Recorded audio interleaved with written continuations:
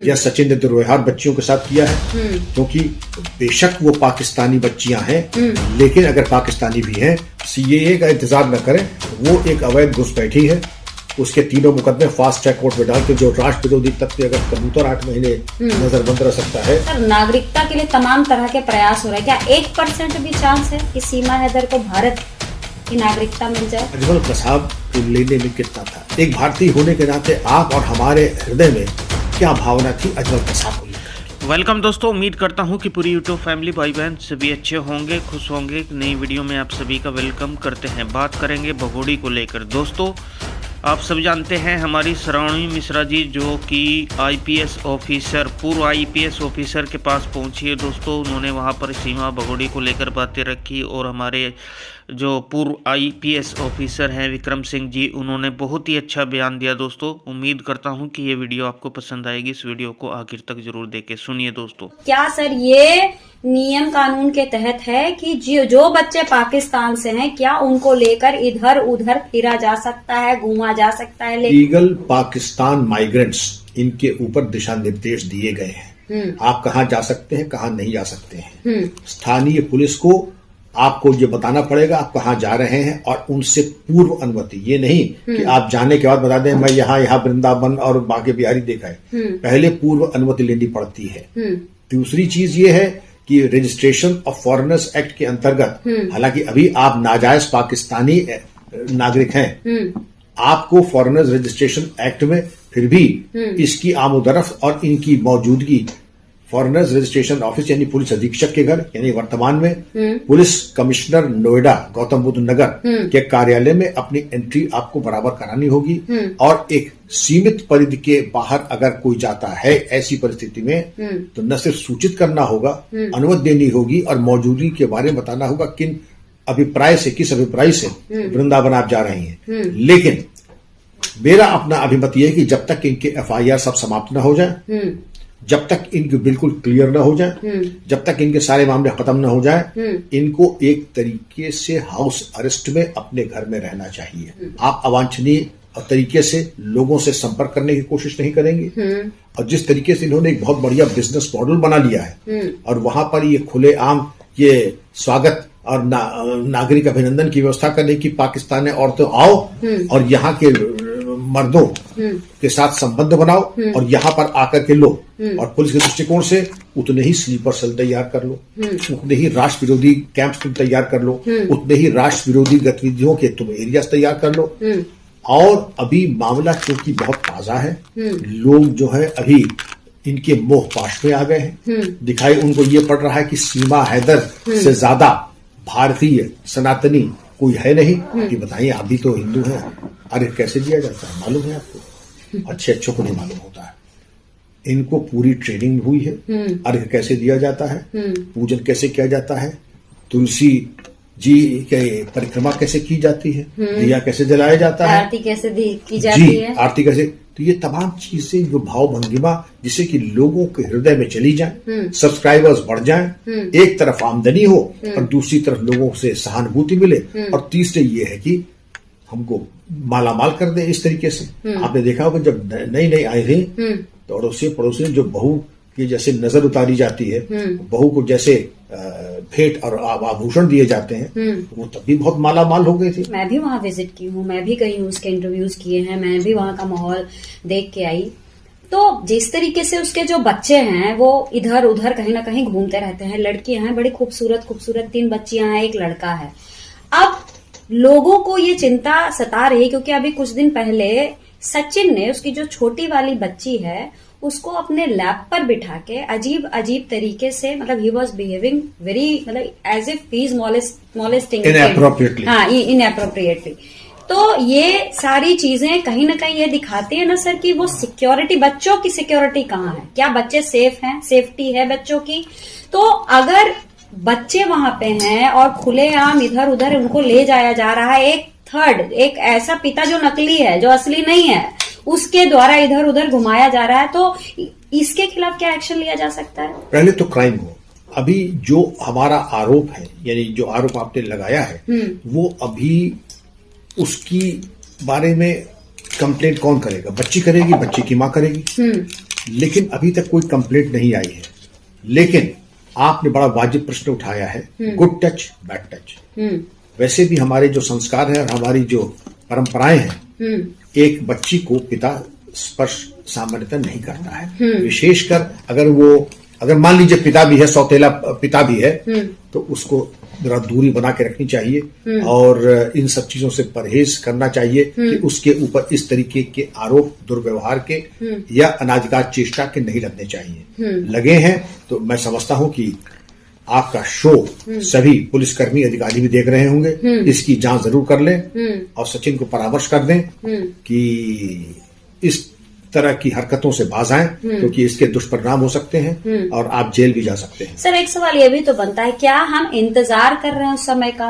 क्या हम वेट कर रहे हैं कि उनके बच्चों के साथ कुछ हो तब जाके एक्शन लिया जाए? दूसरा सवाल जो आपने कहा कि इतने सारे रेस्ट्रिक्शन के तहत सीमा हैदर अभी है, उसको ये चीजें नहीं करनी चाहिए, बावजूद अगर वो कर रही है तो उसके खिलाफ क्या एक्शन लिए जा सकते हैं? देखा जा सकता है, क्योंकि इसमें अगर कहीं हो सकता है कि अनदेखी कर दी हो सकता है प्रशासनिक कोई त्रुटि हो गई हो, लेकिन आपके चैनल से अगर बात जा रही है, आप उसको टैग कर दीजिए शासन प्रशासन को, उसकी समीक्षा की जाएगी। अगर कहीं से त्रुटि हुई है या सचिन ने दुर्व्यवहार बच्चियों के साथ किया है, क्योंकि बेशक वो पाकिस्तानी बच्चियां हैं, लेकिन अगर पाकिस्तानी भी हैं, उनके कुछ अधिकार हैं और अगर उनके विरुद्ध अपराध या यौन शोषण होता है तो उसके गंभीर परिणाम होंगे। सबसे इम्पोर्टेंट सवाल है जिसके लिए मैं आज आई हूँ कि सर, हम ये सब चीजें जान रहे हैं कि वो एक अवैध तौर पर घुसी हुई महिला है, 3 FIR उसके खिलाफ हैं, उसको बहुत सारी चीजें हैं जो उसको नहीं करना, उसको नजरबंद रहना है, बावजूद ये देखने को मिल रहा है सर सब कुछ हो रहा है।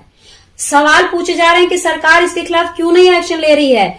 जब भी मैं इसको लेकर मैं कई बार भाजपा राष्ट्रीय कार्यालय गई हूं, मैंने तमाम प्रवक्ताओं से बात किया, कोई नाम लेने को राजी नहीं, लेकिन हाँ उन्होंने ये जरूर कहा कि CAA बिल पास होने जा रहा है, जितने भी घुसपैठिए हैं उनको भगा दिया जाएगा। तो सर, क्या तब तक इस तरह की चीजें चलती रहेगी? क्या हम इंतजार कर रहे हैं? आखिर क्यों उसको रोका नहीं जा रहा है इस सारी चीजें करने से? अगर वो मोबाइल यूज कर रही है तो कहीं ना कहीं सर वो भी तो हमारी सिक्योरिटी लैब्स है। कल उस मोबाइल को कहाँ, किस तरीके से, किस कोड में इस्तेमाल हो रहा है, हू नोज। कानूनी सवाल का कानूनी जवाब, CAA का इंतजार न करें। वो एक अवैध घुसपैठी है, उसके 3 मुकदमे फास्ट ट्रैक कोर्ट में डाल के उनकी सुनवाई करा करके निर्णय प्राप्त करें और सुनिश्चित करें कि सजा उनको मिले।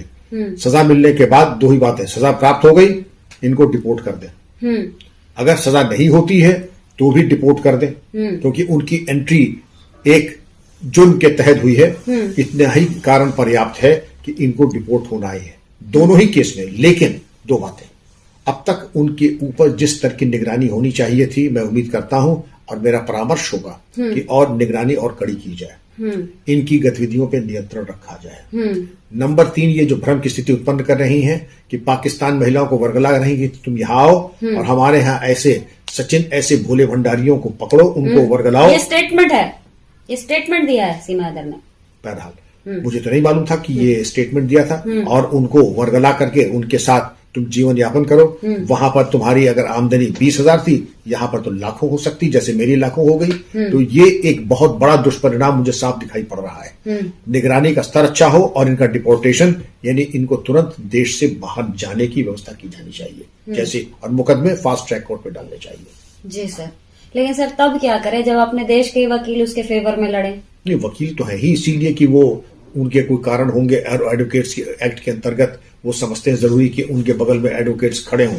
लेकिन एडवोकेट, उसको मैं दोष नहीं मानता हूं। एडवोकेट्स की अपनी एक मर्यादा है और अपने नियम से चलते हैं, बात इसकी नहीं है। बात इसकी ये है कि ये उनको देखना है कि अगर उनका अंतर्मन कह रहा है कि ये राष्ट्र विरोधी है तो उनका निर्णय अलग होना चाहिए। लेकिन अगर वकील साहब ये समझ रहे हैं कि नहीं, इसको झूठा फंसाया जा रहा है। सर, लोग सवाल कर रहे हैं ना कि ऐसी कैसी वकालत है जो कि कोई क्लाइंट के घर वकील जाता, वो कहता है ये सनातनी है, मतलब he is acting more like a spokes person. हमारा देश ऐसा स्वस्थ लोकतंत्र है, हमने अजमल कसाब को भी वकील दिया, हमने तो ऐसे ऐसे हत्यारों को वकील दिया है जिनके सामने सीमा कुछ भी नहीं है। तो हमारे लोकतंत्र का लोग भरपूर लाभ उठा रहे हैं, तो क्या कहा जाए, और उठाए लाभ। लेकिन मैं समझता हूं कि देश को अपना अच्छा और बुरा समझने का समय आ गया है। जो राष्ट्र विरोधी तत्व अगर कबूतर 8 महीने नजरबंद रह सकता है, तो ऐसे तमाम व्यक्ति, महिला और पुरुष, जिनके ऊपर ये शक हो सकता है या भविष्य में स्लीपर सेल बना सकते हैं, उनके ऊपर शामली की कड़ी निगरानी और कार्रवाई की आवश्यकता है। जो लोग परेशान हैं, देश के लोग आपको सुन रहे हैं, आप क्या कहना चाहेंगे? आखिर वो करें क्या? क्योंकि सरकार की तरफ से तो अभी तक कोई एक्शन नहीं लिया गया, वो क्या करें? नहीं, आपको दिखाई पड़ रहा है कि एक्शन नहीं लिया गया, लेकिन ये मैं मानने को तैयार नहीं हूं कि उनकी निगरानी नहीं हो रही है, उनकी गतिविधियों पर बारीकी से जांच नहीं हो रही है, उनके भ्रमण कार्यक्रम के ऊपर पूरा लेखा जोखा नहीं हो रहा है, और उनके मोबाइल एक्टिविटीज के ऊपर, सोशल मीडिया एक्टिविटीज के ऊपर सरकार की पैनी नजर है। और जो सोशल मीडिया पेट्रोल्स हैं पुलिस के और इंटेलिजेंस के, मुझे पूरी उम्मीद है कि उनके ऊपर निगरानी रखी जा रही है। कालांतर में जब उनके प्रकरणों का, तीनों FIRs का निर्णय होगा, तब शायद जो राष्ट्र चाहता है तब वो संभव हो पाएगा। सर, नागरिकता के लिए तमाम तरह के प्रयास हो रहे हैं, क्या 1% भी चांस है कि सीमा हैदर को भारत की नागरिकता मिल जाए, सिटीजनशिप? हमारा देखिए लोकतंत्र है, आपने अजमल कसाब को उसका निस्तारण करने में कितना समय लगाया, कितने करोड़ रुपए आपने खर्च किए, और उसको लाभ पहुंचाने की नियत से आपने कितनी बार हमारे सर्वोच्च न्यायालय को खुलवाया, और अंततोगत्वा आपने को जो परिणाम तक नियत तक पहुंचने वाली थी अजमल कसाब को, आपको वर्षों और करोड़ों रुपए लग गए। लेकिन वर्तमान परिप्रेक्ष्य में जो नागरिकता की बात है, फिलहाल मुझे नहीं दिखता है कि क्योंकि वो इलीगल पाक नागरिक हैं, उनको मुझे नहीं दिखता है कि कोई कारण दिखाई पड़ रहा है मुझे कि उनको भारतीय नागरिकता नियमानुसार मिल सके। तो क्या मतलब ऐसा नहीं हो सकता, क्योंकि वो तो कह रही है मैं सनातनी हो गई हूँ, और इस तरह का कोई केस हो जो अपना धर्म बदलना चाहे, ये सब कुछ आधार अगर इस तरीके का रखा जाए, क्या उससे संभव है? देखिए, संभव तो ये है कि एक डिस्क्रिशन और स्वविवेक एक बहुत बड़ा एक बिंदु होता है, लेकिन जब जो चीज बिल्कुल स्ट्रक्चर्ड है, उसमें विवेक नहीं, उसमें नियम का पालन किया जाता है। वर्तमान परिप्रेक्ष्य में अगर ISI एजेंट आ जाए, कहते मैं सनातनी हो गया हूं और अब भजन गाने लगे, तो आप उसको दे देंगे ना? कि नहीं देंगे नागरिकता। उसके नियम बने हुए हैं, और हाथी के दांत खाने के और दिखाने के और होते हैं।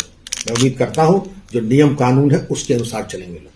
विक्रम सर, आप तो काफी अनुभवी हैं, आपको क्या लगता है कितने और दिन हमारे भारत के लोगों को इंतजार करना पड़ेगा? कब तक ये सारी चीजें देखनी पड़ेगी? क्योंकि वो ना चाह के भी वो उसके वीडियोस इसलिए देखते हैं क्योंकि वो भी जानना चाहते हैं कि नेक्स्ट स्टेप ये क्या कर रही है या क्या कर सकती है। मतलब they are keeping their eye एक तरीके से। तो कब तक और इंतजार करना पड़ेगा? आप तो बहुत अनुभवी हैं। अजमल कसाब को लेने में कितना था, एक भारतीय होने के नाते आप और हमारे हृदय में क्या भावना थी अजमल कसाब को लेकर के?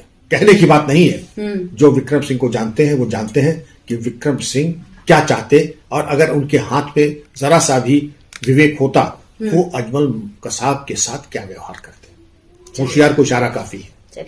लेकिन सीमा हैदर को लेकर के मैं समझता हूं कि जल्द से जल्द फास्ट फॉरवर्ड में आप इसी तरह से प्रेशर बनाइए, वीडियोस बनाइए, सोशल मीडिया पे छा जाइए। मैं उम्मीद करता हूं कि फास्ट फॉरवर्ड मोड में आप